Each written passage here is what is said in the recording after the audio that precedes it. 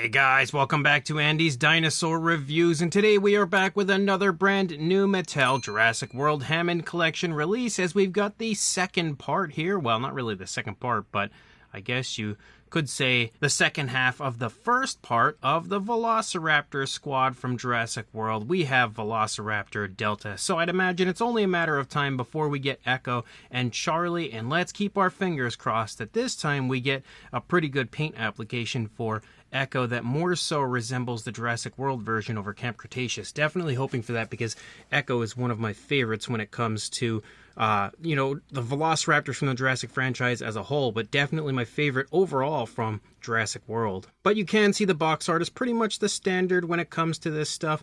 You can see again the window area showing off the raptor. Of course, a nice image down here of the prototype, and then the Hammond Collection logo and stuff up there. You have a nice shot over here on the side of the raptor, and then of course the Jurassic World logo. And then here on the back you can see the raptor again, a little bit of information again as far as like the name and everything, and just some random images and stuff. So let's go ahead, pop the box open and check it out. So here is our Velociraptor Delta, and I must say, it does look pretty nice. Of course, it could have used a little more paint apps. I feel like it's a little lacking when it comes to those, which is a little strange for the Hammond Collection.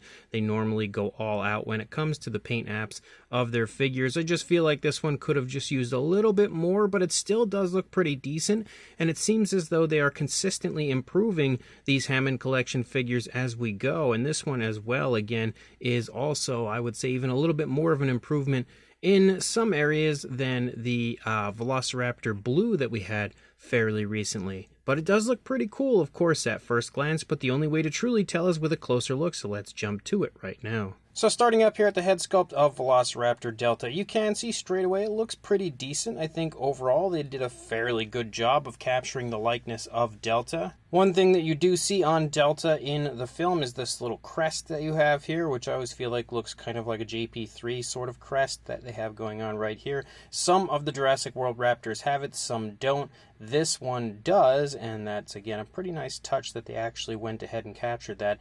Another thing that really jumps out at me for this one is the glass eye. I feel like this might be the best the glass eye has looked when it comes to these type of figures so far, at least when it comes to these smaller ones. The glass eye definitely pops a lot nicer. It looks like they've moved the pupil a whole lot closer to like the front of the glass eye, so it just pops a little bit nicer. It doesn't kind of get lost in the shuffle, which I think was definitely a smart choice on the part of Mattel, and again, looks a lot better on this one compared to the previous releases. The skin texture and everything for the face looks pretty nice. I think overall it kind of captures and replicates Velociraptor Delta, but still not absolutely picture perfectly. I feel like it still has, a little bit of room for improvement as far as the overall accuracy goes, but it's definitely not half bad, and I would say is easily the best interpretation of a Velociraptor Delta to come from Mattel so far, but that again is still not saying that it's perfect. But you can see we have the green here for the head. You can also see we've got a gray that runs up there through the eye and then up into the palate. You also have a light tone, sort of like a light gray for the lower jaw. The skin texture looks pretty nice, and you can really see the scales popping there on the lower jaw of Delta. You can also see the nostrils sculpted right there. So overall, again, some decent paint apps and some pretty nice looking skin texture and fine detail. We do have an articulated jaw, of course, and you can see the inside of the mouth looks pretty nice. We've got a nice pinkish tone in there, and the teeth look pretty good, especially up there on the upper jaw. I feel like those teeth actually look quite nice. They definitely have a little bit of like a genuine sharp look to them, sort of for the most part, but they definitely look a lot better than some of the older Mattel Raptors, that's for sure. Like even in comparison to Velociraptor Blue, which was the last Velociraptor we had, if we bring in Blue, you can see how all the teeth are kind of sculpted together and kind of more like a jumbled mess almost, whereas the teeth on Delta are, you can see they're all individually sculpted up there. They look a lot better, a lot more vibrant and impressive than the older Raptors did. So it's impressive to see Mattel continuing to improve on each and every one of these Hammond Collection releases. You can see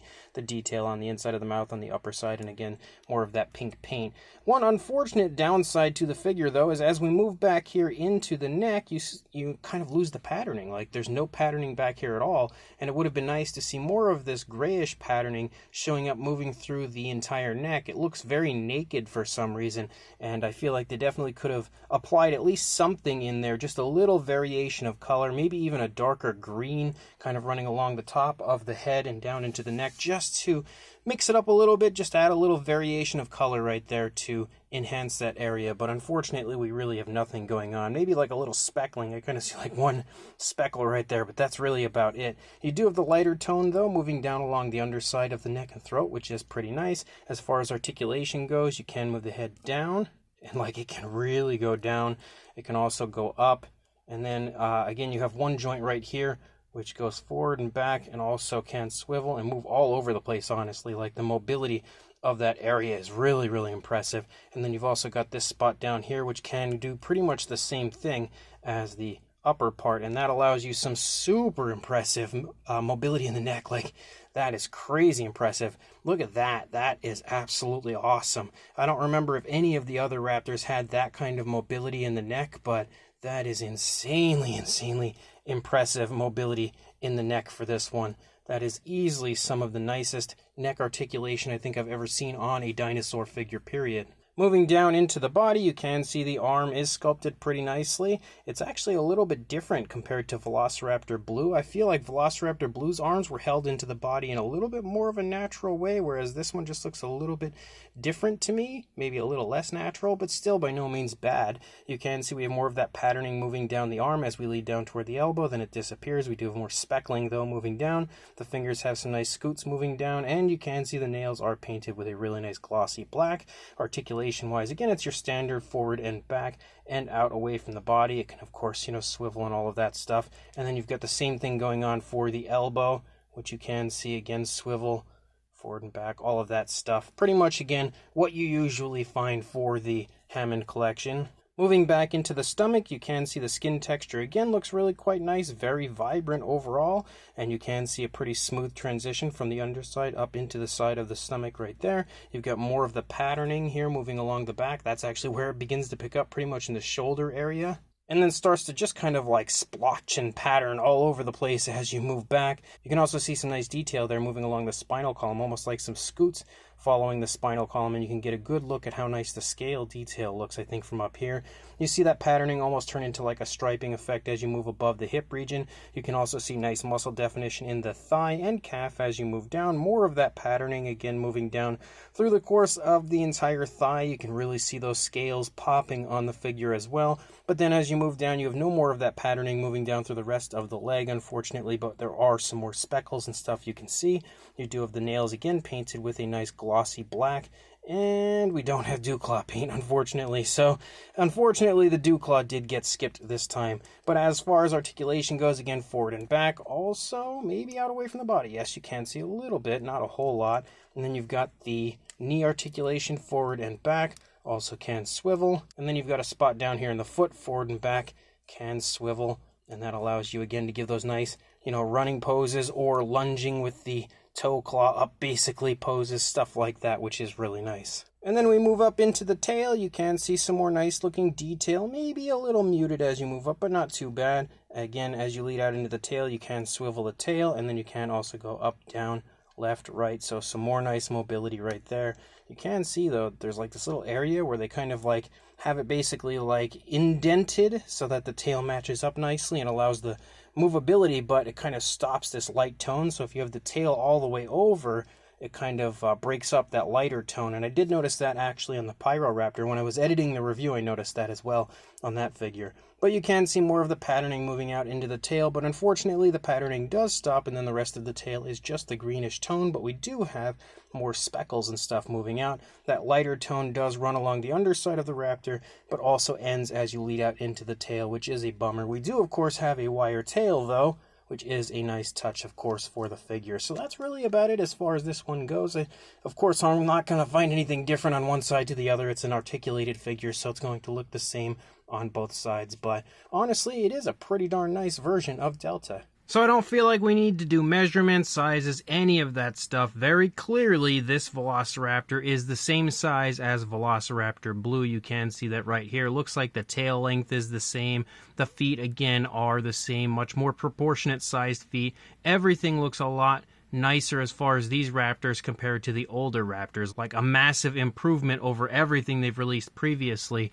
And you can see for the most part a lot of this raptor looks to be kind of similar to the old one, but one thing that is definitely not similar would be the arms. And again, you can see the arms look, I think, better on Velociraptor Blue, a little more awkward on Velociraptor Delta, but then you have much nicer areas on Delta.